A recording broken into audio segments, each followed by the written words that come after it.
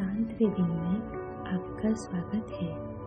Chopra centre के 21वें दिन की ध्यान चुनौती के पहले सप्ताह को पूरा करने के लिए बधाई। प्रचुरता पैदा करना। पिछले 6 दिनों में हमने वास्तविकता और प्रचुरता के स्रोत की खोज की है, जो असीमित और अनंत है। हमने सीखा है कि प्रचुरता को प्रकट करने के लिए मन, पदार्थ और आत्मा एक दूसरे के साथ मिलकर काम करते हैं, कि सभी संभावनाओं के मुख्य क्षेत्र में सफलता के बीज रहते हैं, और यह कि जब आप अपनी इच्छाओं के भीतर रहते हैं तो जल्दी से, सहजता से और न्यूनतम प्रयास के साथ पूरा हो जाता है। इस सप्ताह में हम इस पर विचार करेंगे कि हम कभी कभी एक संयोग, एक चमत्कार या सिर्फ सौभाग्य कहते हैं। अपने आप से पूछें कि सपनों को सच होने में कितना समय लगता है। कुछ विशिष्ट परिस्थितियों को ध्यान में रखते हुए और योजनाओं को पूरा किया जाना चाहिए। एक निश्चित समय बीत जाना चाहिए। एक प्रयास को समाप्त करने की आवश्यकता है। हालांकि ये स्थितियां भौतिक त्रिआयामी दुनिया से सभी वसंत है। चेतना के गहरे स्तरों में, जिसे हम स्वप्न, चमत्कार या भाग्यशाली संयोग कहते हैं, वह एक पल में हो सकता है। एक भाग्यशाली संयोग है जो कुछ के लिए होता है और कुछ के लिए नहीं होता है, या जिसे हम भाग्य कहते हैं, वह वास्तव में जागरूकता और इरादे का परिणाम है। अनायास आपका सपना पूरा होना भाग्य का परिणाम नहीं है। वास्तव में भाग्य एक ऐसी अवधारणा है जिसका उपयोग और उन लोगों के द्वारा किया जाता है जिन्होंने अभी तक आत्मा और स्रोत के साथ संरेखन में रहने की अविश्वसनीय शक्ति की खोज नहीं की है। एक बार जब आप अपने स्रोत से जुड़े जाते हैं तो आप पाएंगे कि आप अपनी इच्छाओं को सहजता से पूरा कर सकते हैं और रोजमर्रा के चमत्कारों का आनंद ले सकते हैं। पुरुषों के बारे में चिंता करने की जरूरत नहीं होगी, या यदि आपके सपने सच होंगे, यदि आप विश्वास और विश्वास रखते हैं कि वे करेंगे। अपने जीवन में हर दिन होने वाले चमत्कार के बारे में सोचें। अपनी परिस्थितियों पर विचार करें जैसे वे अभी हैं और आप उन्हें कैसे करना चाहते हैं। उदाहरण के लिए, शायद आप एक अकाउंटेंट के रूप में काम करते हैं, लेकिन हमेशा अपने कलात्मक पक्ष को व्यक्त करना चाहते हैं। अपने शरीर के कृति पर ध्यान दें कि आप अपने वर्तमान परिस्थितियों के बारे में सोचते समय और अपने सपनों पर ध्यान केंद्रित करते समय कैसा महसूस करते हैं। आराम या असुविधा की इन भावनाओं पर ध्यान दें, उदासी या खुशी।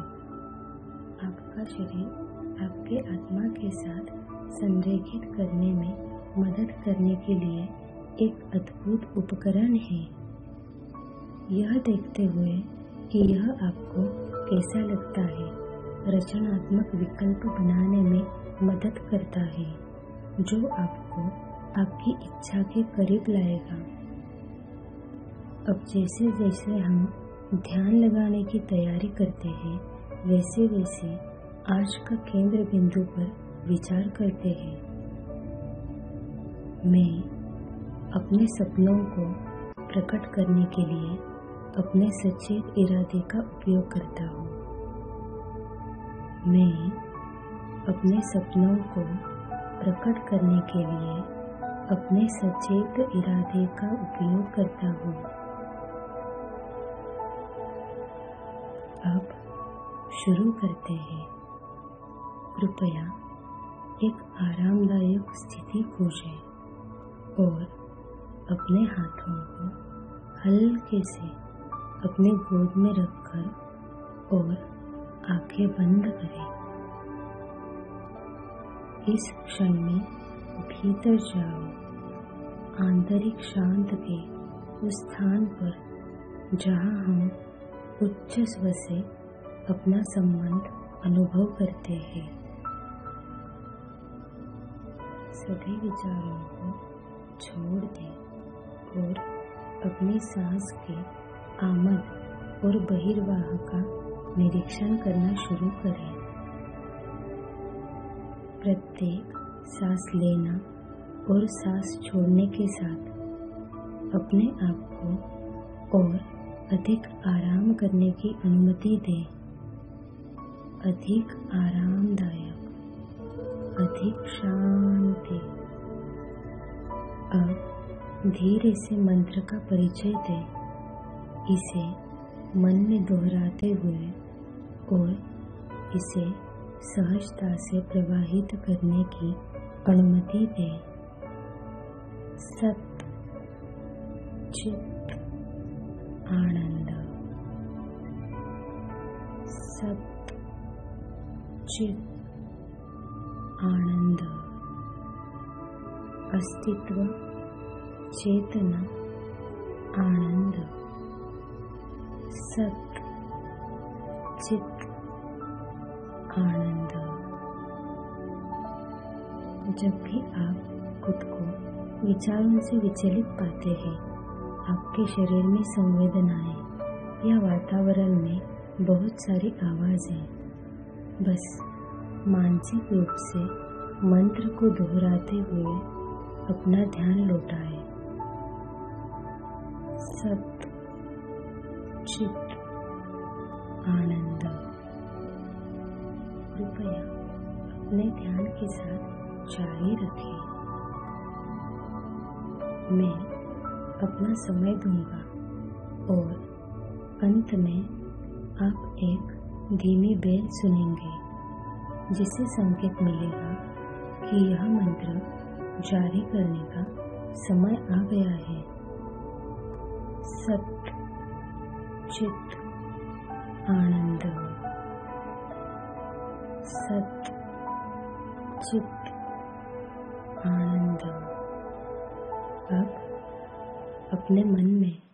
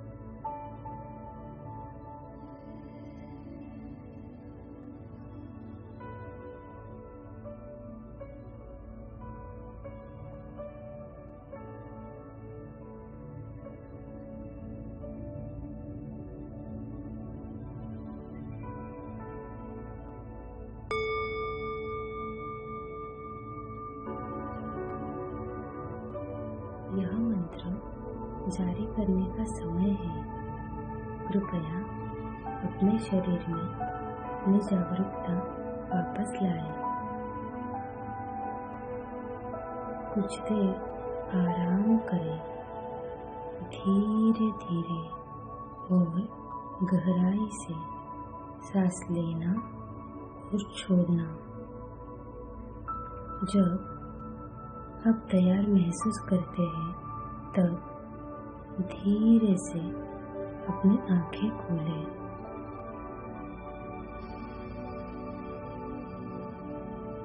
जैसे ही आप अपने दिन की शुरुआत करें तो कोशिश कीजिए कि इस प्रचुरता को अपने साथ लेके चलें।